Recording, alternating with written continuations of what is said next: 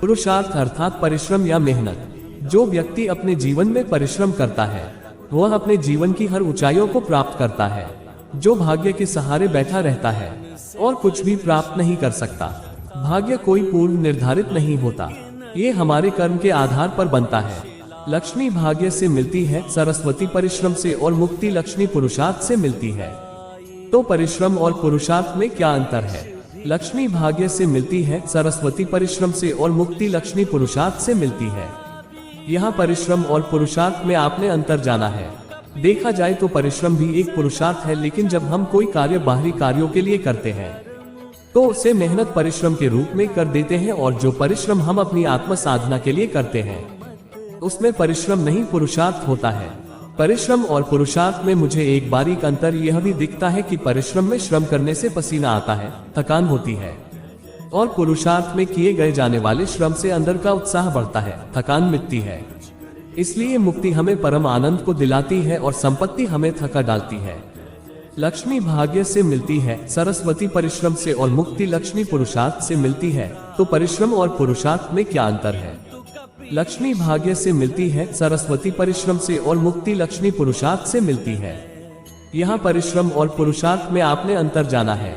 देखा जाए तो परिश्रम भी एक पुरुषार्थ है, लेकिन जब हम कोई कार्य बाहरी कार्यों के लिए करते हैं तो उसे मेहनत परिश्रम के रूप में कर देते हैं, और जो परिश्रम हम अपनी आत्म साधना के लिए करते हैं उसमें परिश्रम नहीं पुरुषार्थ होता है। परिश्रम और पुरुषार्थ में मुझे एक बारीक अंतर यह भी दिखता है कि परिश्रम में श्रम करने से पसीना आता है, थकान होती है, और पुरुषार्थ में किए गए जाने वाले श्रम से अंदर का उत्साह बढ़ता है, थकान मिटती है। इसलिए मुक्ति हमें परम आनंद को दिलाती है और संपत्ति हमें थका डालती है। यह एक कठोर सत्य है कि लक्ष्य पैरों में पहने हुए जूतों के बल पर नहीं मिलता। लक्ष्य पर सिर्फ अपने दृढ़ संकल्प और कदमों के पुरुषार्थ के सहारे ही पहुंचा जा सकता है। लक्ष्य आध्यात्मिक हो या सांसारिक, सब कुछ अपने पुरुषार्थ से ही सिद्ध होता है। पुरुषार्थ के अलावा और दूसरा कोई माध्यम नहीं है। मंदिर में प्रतिष्ठित मूर्तियां और अलमारी में लगी हुई पुस्तकों को भी रोज देखने और पढ़ने मात्र से ही न तो भगवान के गुण विकसित हो पाएंगे और न ही हमारे ज्ञान में वृद्धि होगी, क्योंकि इन दोनों में ही एक बड़ी विशेषता यह है कि मूर्ति के गुण मन के अंतर तक बैठ गए तो भगवान, नहीं तो वह केवल कलाकार की एक कृति भर ही है। पुस्तकों के अक्षर मन में अंकित हो, आचरण में आए तो पवित्र ग्रंथ, अन्यथा मात्र कागज पर व्यवस्थित रूप से फैलाई गई स्याही ही तो है।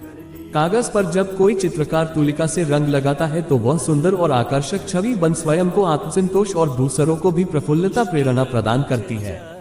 ऐसे ही हमारा पुरुषार्थ भी एक कुशल चितेरे के रूप में पत्थर को भगवान और कागजों पर बिखरी स्याही को वेद पुराण में परिवर्तित करेगा।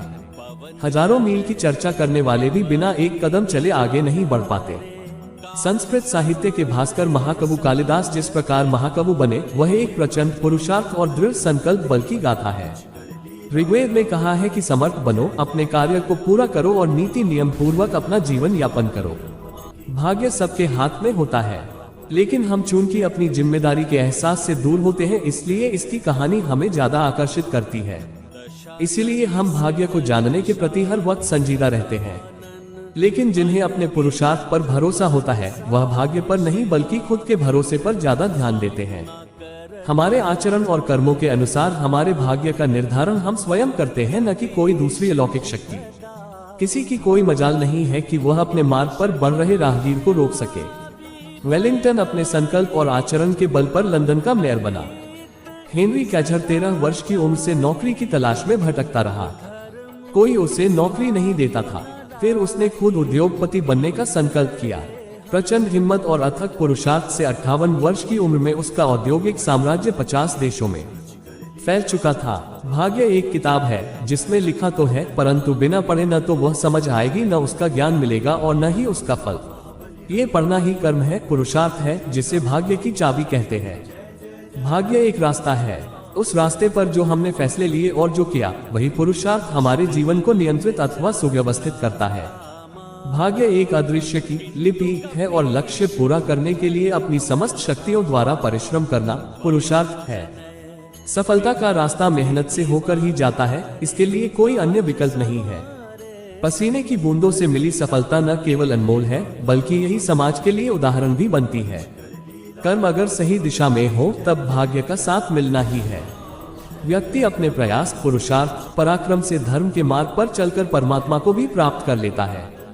सफलता पाने का एक ही मात्र मूल मंत्र है और वह है मेहनत। सफलता पाने का एक ही मात्र मूल मंत्र है और वह है मेहनत।